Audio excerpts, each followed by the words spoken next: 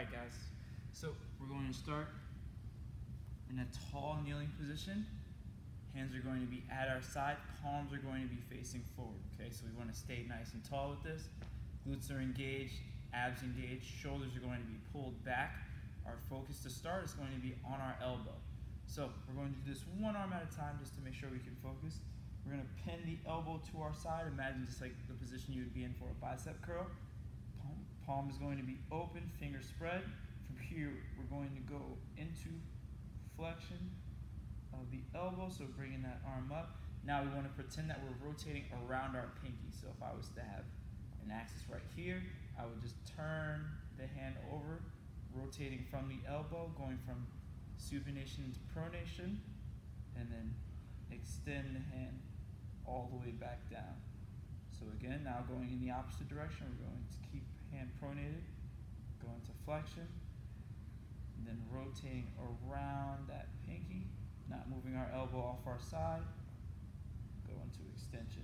One more time, trying to stay supinated as much as we can, even though we're coming up. Rotate around, extension. Really working on that rotation. Here, open up much as we can. Bring it down. Here, good. Same thing to the other side now. Elbow is going to be pinned to my side. Go into flexion as much as we can. Rotate that hand around. Pronated and extending at the elbow. Same thing on this side. Taking our time through that rotation. We're not rushing that.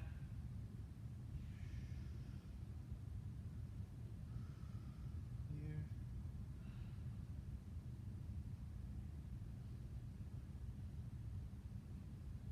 Pronating as much as we can. Extension. Good. Also making sure we're not turning from the shoulder. We want to only rotate from that elbow. Good. Down. Next one we're going to work on is the wrist. So the wrist, we want to make sure that we don't get forearm rotation like we were just doing. We only want to rotate from the wrist. So what I like to do is I like to pin my elbow to the side. Other hand is going to be on my forearm. If I need like an extra cue, I'll put like a phone here. You can do that also. So from here, we want to make a fist. Hand is going to keep our forearm locked in. So we're going to start flexion, bringing our wrist up much as we can. From here, going to invert, bringing that fist towards the wall, towards our midline, going into extension, keeping our fist angled there. Once we hit a point we can't go any further, going to evert, bringing our hand around, making sure this is the time we don't rotate from the wrist. We don't want to see any of that forearm rotation here. So here, going to flexion again. You might feel some cracking or feel something popping around. As long as we don't get discomfort doing that, this is okay. Okay? Making that circle, trying to get that as big as we can.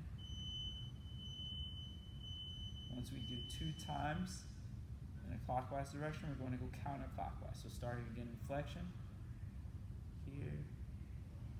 Going to extension, make sure we're everting. Now once we get into full extension, we're going to invert, make that circle. Go into flexion. Again, trying to make that circle as large as we can. Trying to really push each of those end ranges, okay? Back to the center, good. Same thing to the other side, so we're gonna lock elbow against our side, holding onto our forearm to make sure that's locked in. We're not getting rotation from there.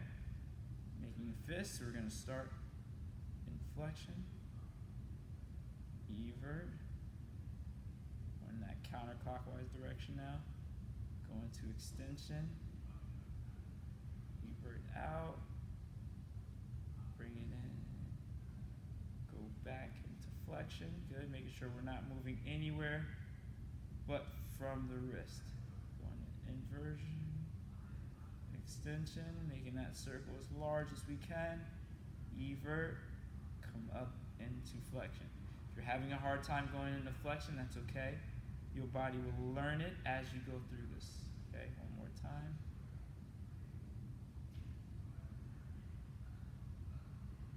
Good, now we're gonna go in the opposite direction. Okay, so starting in flexion, evert first,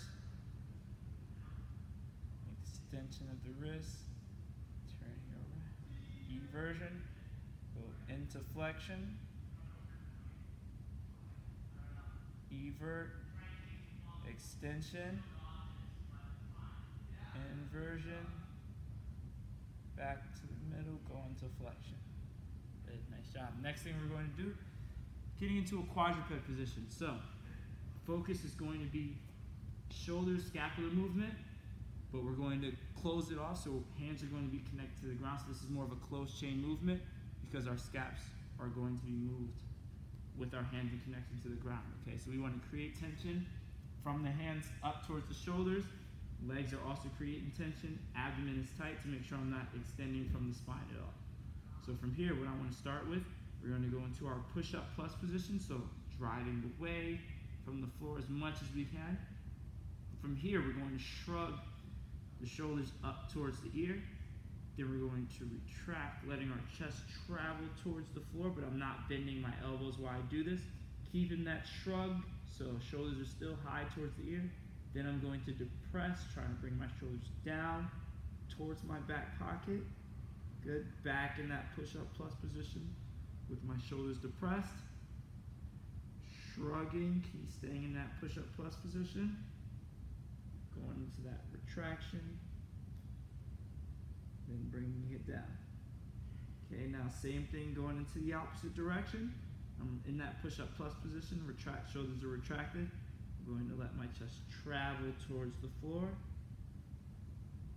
Shrug, keeping that retraction going on.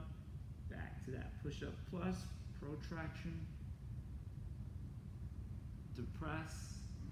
Good, so right now you should feel like you're just making big circles with your shoulders. So shrug, traction, depress, and back to neutral. Nice. Next thing we're doing, we're going with some spine movement, making sure that our spine is healthy and moving. So we're going to start from the head, go down towards the tailbone. Okay, so I'm going to start with my spine and extension, so I'm arching my back as much as I can. Chin is going to be up into the air.